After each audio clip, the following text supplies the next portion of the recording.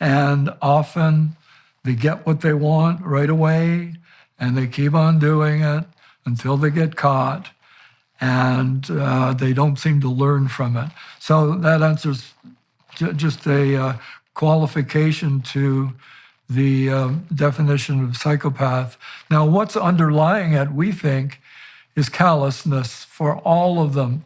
They're overlapping because at the core is a failure to have empathy.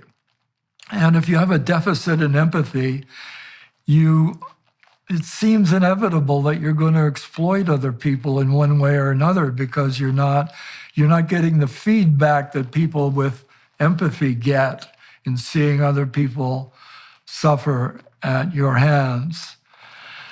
And the story of sadism is quite a long story, but if you want me to get into the details, sure. I can do that now. Yeah, please do, please do. Yeah, I don't know whether I'm more sensitive to these things than other people, but I started seeing sadism in regular people.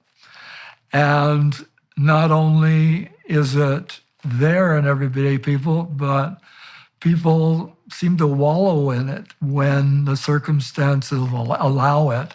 For example, violent sports. One of my favorite sports, hockey. It's kind of pathetic watching a hockey game. The cheers are larger for the fights than for the goals. People love to see their fighter pummel the fighter of the other team or pummel anyone. And the cheers that go up in a hockey stadium are incredible. And the cheers only stop when the victim falls to the ice and starts twitching. Then a hush follows over the crowd, showing the dual nature of positive and negative motivations that human beings have.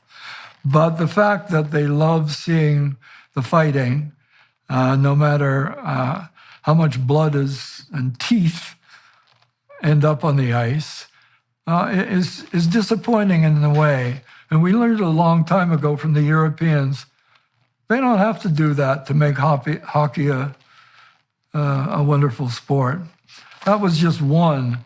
But then watching the undergraduate students at UBC, University of British Columbia, what are they doing for fun? Well, if you'll recall, way back, they used to play these archive games. And there were some gentle ones, Pac-Man, Asteroids. I don't know if you remember those. But going down into the arcade, you see that people are gathered around one of the arcade games. And so I wandered over to see it. And it was something called Mortal Kombat, which by today's standards isn't that bad. But the heads are torn off and the blood spurts out.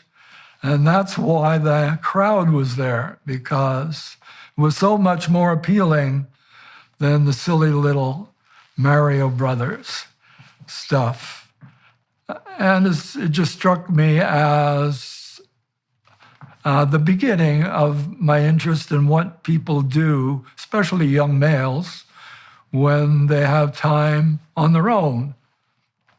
So if it's not porn, then it seems like it's violence, and it's somewhat horrifying, but it's gotten worse. I don't know if you've been following the video games that are now available on your home computer. You don't need to go to an arcade and be embarrassed by what you're playing, because you can sit at home and play whatever games you want. And so now, what's it called? Grand Theft Auto. You can kill innocent bystanders, step on their heads, etc. And there are actual torture sites where you can go and torture people. You can torture animals. It's all there.